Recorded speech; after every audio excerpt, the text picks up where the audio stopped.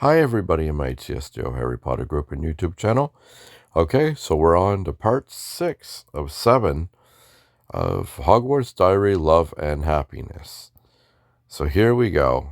The last video, we had to release some gnomes to get rid of some stuff that was in Hagrid's garden that was attacking the pumpkins. So now we've got Dumbledore waiting for us. This chapter here is called Whispered Spells. Let's see what or Dumbledore, not Hagrid, just talking about Hagrid, Dumbledore has to say. Part 6 of 7. Almost at the final. Here we go.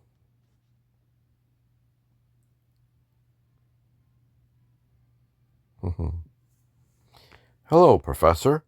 Good evening, Mr. Baby. I don't mean to intrude. I'm investigating a curse in a certain book suggested I come here. Intriguing. In that case, consider my office at your disposal. I'm recalling an old student of mine from the dark days when I was teaching defense against the dark arts. A student from the past? What sort of student were they? She was talented and as resourceful as any Slytherin. Unfortunately, she had an abiding interest in the dark arts, particularly curses. I was forced to confiscate her materials before her experiments caused any harm. Do you think the student could be connected to the curse? Perhaps. A box of the student's old correspondence was recently discovered in the Slytherin common room. You're talking about the box of letters between Gwen and Muriel that Madame Pence was archiving in the library. Precisely. I see you're one step ahead. The box of letters belonged to Gwendolen. Her history with curses was the reason I had it confiscated, though I detected no trace of magic on the letters themselves. Did you find anything else in the box? An old book, perhaps? I have reason to believe a book in your office could be important. I did find something, an old Defense Against the Dark Arts book, the same I used when I taught the subject, but it belonged to a different student, a Slytherin girl of a similar age. So that's not Gwen's book, it's Muriel's. Correct again, Mr. Baby. Gwendolen must have kept Muriel's book as a precious keepsake and hid it with her correspondence. What do you mean? It was a difficult time back then. The attacks at Grindelwald caused much fear. The tumult was enough to cause the student who owned this book to leave Hogwarts. What happened to her? She and her family fled to America but cut all ties to the past. Sadly, I never heard from them again. This girl's departure was so abrupt that she left some of her possessions behind, including this book. Gwen must have kept Muriel's book as a memento and stored it with her letters.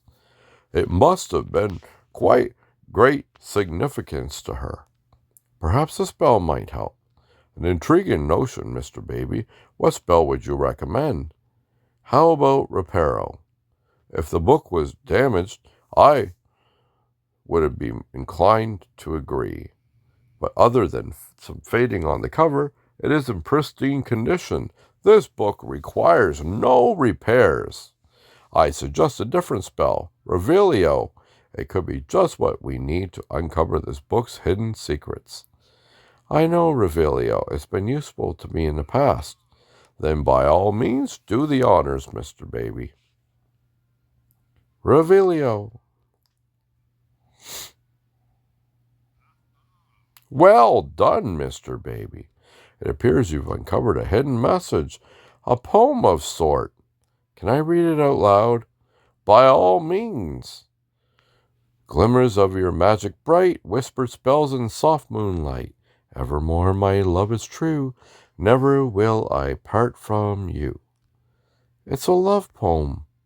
The declaration of love was hidden here these many years, but I fear it was never shared with its intended audience. Poets can be hesitant to share their work early. Talbot is the same way. Wait a second, Talbot's poem was an acrostic. Could this one be an acrostic too? Glimmers of your magic bright, whisper spells in soft moonlight. Evermore my love is true, never will I part from you. Gwen! Gwen, Gwen. This is Muriel's reply to Gwen's confession. But with Muriel's departure from Hogwarts, Gwendolyn's feelings went unanswered. How tragic. This could be what I've been looking for, the motivation underlying the curse. Professor Flitwick said the counterspell would be complementary to the curse. If the cause was Gwen's heartache, this poem could be the solution. You may be correct. If so, you are closer than ever to solving this mystery, Mr. Baby. Thank you, Professor Dumbledore. Good luck, Mr. Baby. I have faith you'll see this through to the end. I need to go to the artifact room and use Muriel's poem to break the curse. I hope this works. Otherwise, I might end up cursed too. Well, hopefully that doesn't happen. Oh, well, we'll see what happens. I love the way they do this. It's so cool. They put a lot of work into this game. Okay, so that's the end of this chapter 6 of 7. So the next video that you'll be seeing will be chapter 7, which is unlocked after doing the first 6 chapters. And then we'll be able to find out what happens. Hopefully we can break this with a counter spell, which would be a poem, I'm guessing. And stay tuned. Well, thank you so much for watching these videos. I love doing them, and it's so much fun. Feel free to like the video and subscribe to my channel for more Hogwarts mystery content. And until next time, happy tapping, because this is the way.